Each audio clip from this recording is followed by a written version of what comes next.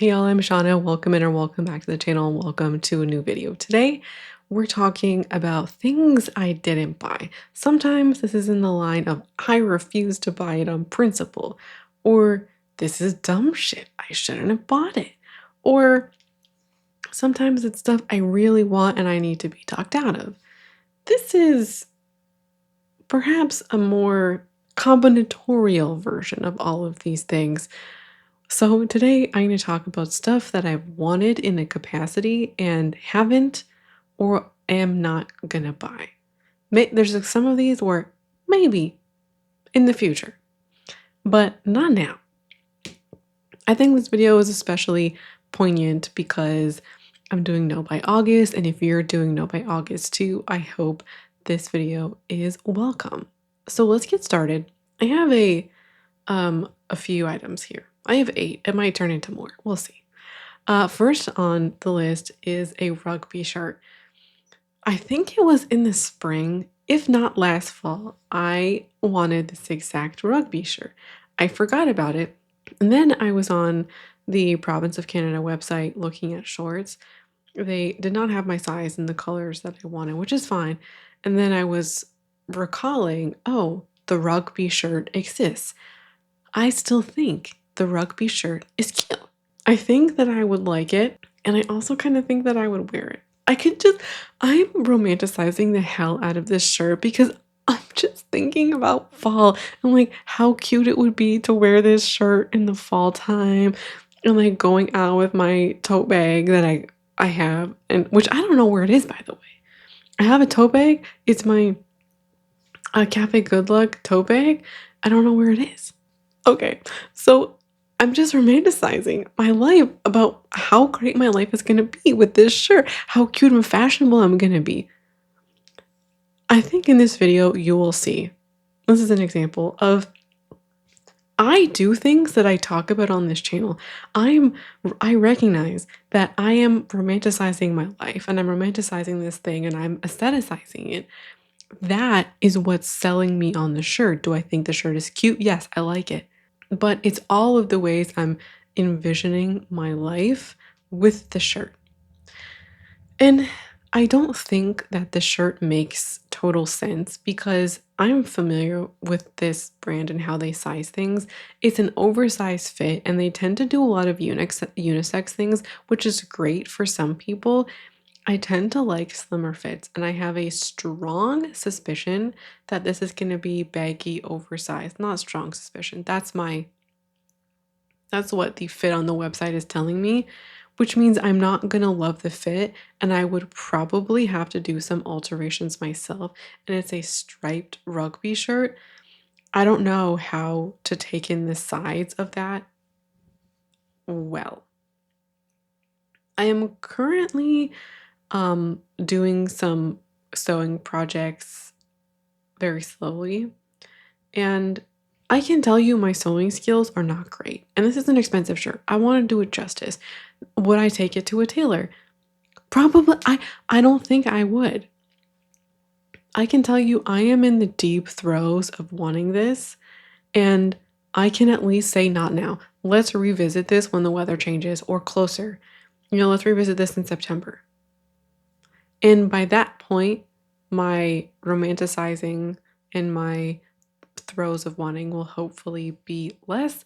And I can practically think, okay, could I see myself wearing this for 5 years? Do I think I would like the fit and the style? Would I put in the effort? I could think about those things more reasonably. Number 2 are the Doc Marten Zebzags. I have been calling them the zebras, and I almost called them the zebras. I actually wrote down zebras. They're not the zebras. Here is, again, I'm outing myself. I saw somebody wear them in the video, and I went, wow, they're so cute. And I don't actually think the one she was wearing was a zebzag because the sole of the shoe is a little bit different. I don't know which one she actually is wearing, but I like these ones. I like the green. Green is one of my favorite colors. I love the green, but I also love the neutral ones. And I saw these in a video where somebody was romanticizing fall. I thought about fall, kind of similar to the first one where I'm like, oh my God, how cute would it be to wear these in fall? But I have a personal policy not to buy suede shoes because of my climate. It's also kind of the same thing with the UGG boots. I did enjoy the platform UGG boots, like I like looking at them, but I do not live in a climate in which I could wear those for a good portion of the year. These are slightly different. I think I could get some suede protector, but ultimately I saw them on somebody, thought that they were cute, reminded me of fall, but I don't need them. Like I don't need more shoes. Where specifically am I going to wear them? Because I don't do a lot of just going out.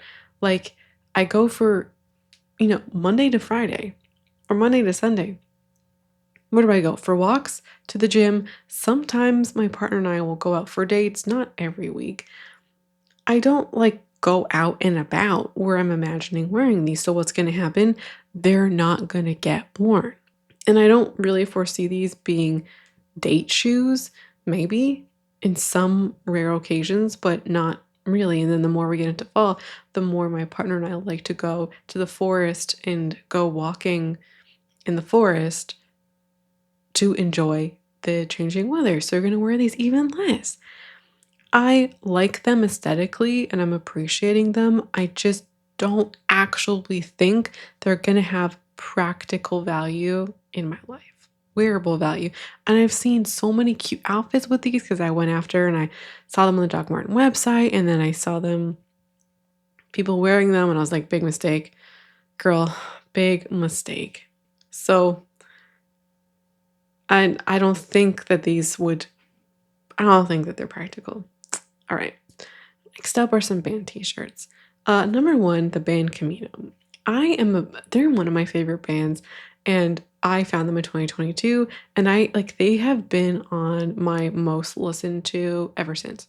They recently released an album, and I'm enjoying it, and I have wanted merch from them since I found them. My two favorite songs, if you're also a band Camino fan, are from the same album from 2022, See Through and Daphne Blue. Off their new album, I really like Stupid Questions.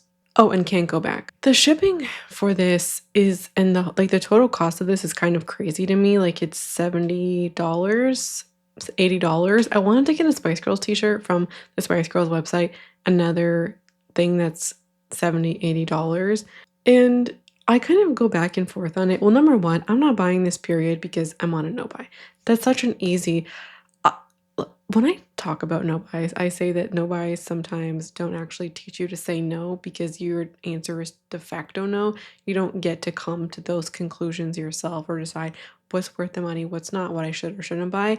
In this case, this is working out of my benefit because it's an easy no. And then by the time that I can, not easy because I want it, but it's the answer of where I'm landing is a no. And I come to that conclusion easily because I'm on a no buy.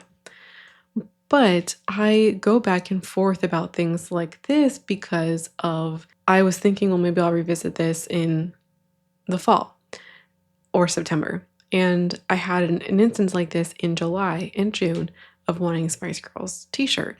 That one, I think I said as well, but it was like $80. The shipping on this stuff kills me. It's like $30 USD to ship this to me. And I feel like supporting a smaller band, they're a smaller band, I would want to do the band Camino thing.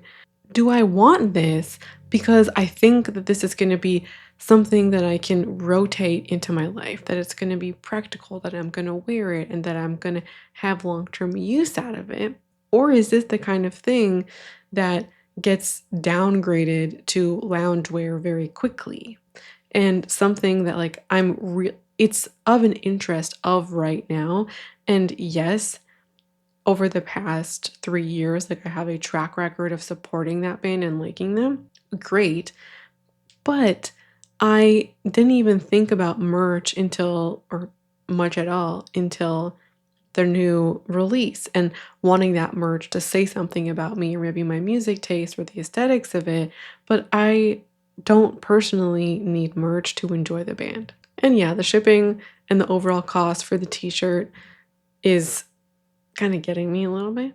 relatedly are the To Write Love on Her Arms t-shirts. It's a couple of t-shirts on the website that I really like.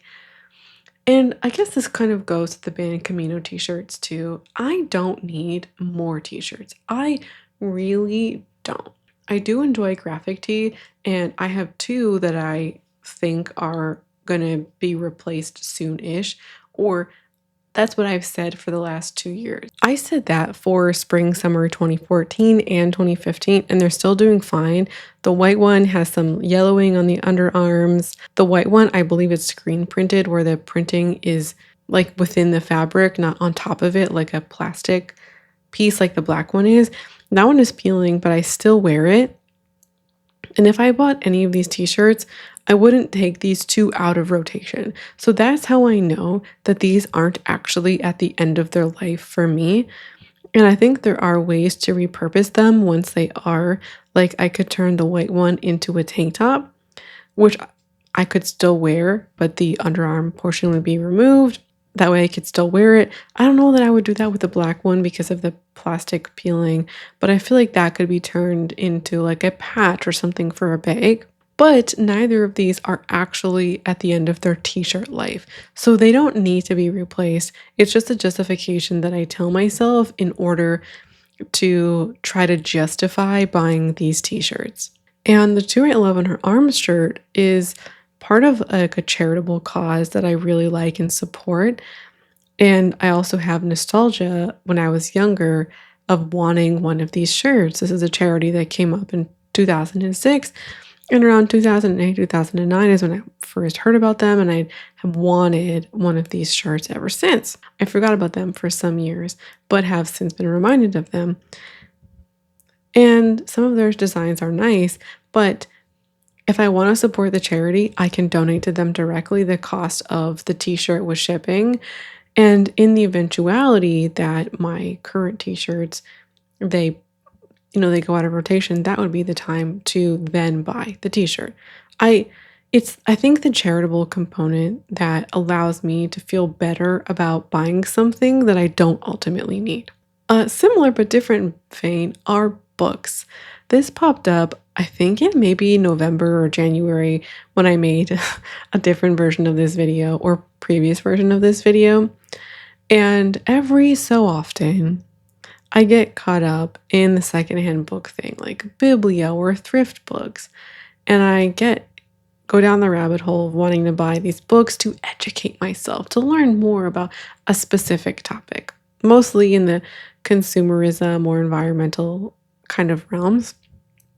I was particularly drawn to simple living books, which there's so much free content out there about topics like that. I don't need to buy books for it, but I was justifying these books. Oh, because they're secondhand.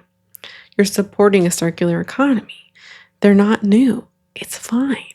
So I said, okay, you can buy these books once you go to your library and you check out any book on a related topic. So what did I do? Boop, boop, boop to my library's website. I actually found 3 books that I really want to read, and I can go get them at any time. And once I go get them, then I could go buy these secondhand books. It proves to me that sometimes I'm feeling shoppy and I translate that shoppiness to other interests, right? Oh, I can't buy X thing, or I'm not buying things, but I'm feeling shoppy, or I don't need new clothes right now. I don't need new X right now. But what I could buy are books. Boop, boop, boop down to the secondhand bookstore. And I'm like, oh yeah, get the books. It's just buying stuff you're not actually going to use or read is a waste of money to me. If I'm going to use or read these, then yeah, I can go ahead and buy them. But something is telling me, and I was right, my inclination, I should say, was that I wasn't actually actively looking for things to read, or like this, I felt this. I guess I'm trying to say is it wasn't actually about the reading material. It was an outlet for this desire to shop. So I feel like proven right. And after the no buy is over, and if I go and read some of these other books, then I can go and buy these ones I have my eye on. next up are some bath bombs. I was eyeing some from Lush, and two things happened. One, I now have a bathtub. I haven't had one for many years, and I'm very excited to use the bathtub, but it's not bubble bath time yet. I'm not a bubble bath in the summer kind of gal. I'm a bubble bath in the fall, winter, maybe spring kind of gal. And I don't at present have any bubble bath supplies. I am a person who enjoys a bubble. I think this also says something about me. To me, it's too weird to sit in the water without bubbles. Is that anybody else? I would just like to know if you're somebody who is like that, where sitting in the water without the bubbles is weird, or the opposite, sitting in the water with bubbles is weird. Anyway, I don't have any supplies, so getting some would make a semblance of sense. However, it's not bubble bath time, and this is another area where I caught myself looking for things to buy because I don't need things in other realms. I was also on the Lush website, and I did buy some things in July because I ran out of shampoo and conditioner and some other stuff. So I bought some things from there, and I found myself going, "Oh, what else? What else could I buy? What else could I buy?" And then that's how we got onto the bubble baths track. And I don't even know if the bubble baths from Lush are my best use of time or money. I was just there. I want to vet my options. This is gonna be whenever I take a bath, it's gonna be the first one in like 3 years, 4 years. I want to pick something I think I'm gonna like, not buying some on a whim.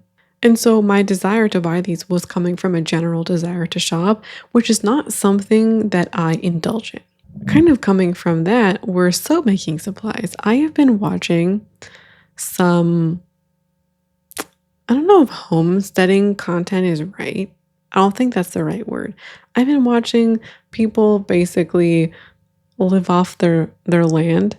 I don't know, to me homesteading gives me conservative vibes, and the people that I'm watching are not. So I've been watching people do more, live off the land, off grid kind of life, being self sufficient in a lot of ways, which got me thinking about, oh, how could I do that in my life? And of course, my little brain went to, what are some things I could buy? Can you tell I've been in a shopping mood? I make these videos when I've been in a shopping mood or I've had like a period of them. And it's kind of funny to see how things relate to each other or the kinds of moments that I have, because now I have these videos to look back on. And what also, another reason why I like making these videos, which is a personal note, somewhat selfish, I love looking at all the stuff that I didn't buy. Like 99% of the stuff in these videos that I mentioned, I never end up buying. And I'm like, hell yeah. Sometimes it makes sense. Like the bath bombs makes sense. And I'm not going to feel ashamed if I buy bath bombs along the way to enjoy a bath. But sometimes I just want stupid shit, or I'm just in the mood to shop and I get to talk myself out of buying stuff and be proud of my former self later. So the last thing was soap making supplies. What the hell? I am not a soap making kind of person. Could I be? Maybe. But this was me just looking for things to buy in ways. I wanted some like make it with your hands kind of thing. What's something that I could see the end result in? And I would need almost all of the supplies to make soap. I have very little of those supplies on hand. But what I was actively doing, or what I was trying to create, were two things. One, make stuff with my hands. Two, and kind of get that vibe. And two, just looking for things to shop, looking for excuses to shop. This is one of them. I have a sewing machine and sewing projects. Sorry. I don't need to go buy all this new sewing supplies to make stuff with my hands. Other ideas came to mind, like making bread. That could be good. We have yeast. I don't actually need anything to make the bread. I have it all here. I have a mountain of sewing projects that is actively making stuff with your hands. I don't need soap making supplies. My track record tells me that I'm going to buy this stuff and not use it. I know it. I I know. I bet you in a week's time I will have completely forgotten that I ever wanted to make soap. I just I don't think I just roll my eyes at myself sometimes, not because I think soap making is stupid, but I just get in the idea of like, wow, wouldn't it be fun to craft something? I'm not a crafter. Could I be? Sure, but I need to build a track record of something first. I'm not that kind of person. And when I build that track record, then I'll try my hand at this. Who was here for the embroidery? Completely forgot about that. Also was reminded of it because I saw some cute embroidery stuff. There's a small business near me. I was on Facebook Marketplace looking for secondhand furniture, and then I saw somebody who has like this embroidery business. I was like, oh my God, it's so cute. And then I wanted to do some embroidery. No, like I don't need that. I don't need more stuff. More importantly, I think, or more specifically, I don't need new random craft projects that are going to take up more space and that I'm not going to actually do or use. So that's everything for this video. I think we had 8 items mentioned here, and I hope you enjoyed this one. I haven't bought any of this stuff, and I hope on this list that if I buy any, it's the bath bombs later down the line. Once I've vetted some options, looked at some things, and it's finally time to actually use my bath. What are some things that you've talked yourself out of buying lately? And as well, if you're doing No by August, how is that going for you? I would love to hear. Thank you so much for watching and hanging out with me today. I loved having you here, and I hope to see you again around here soon for a new video. Bye.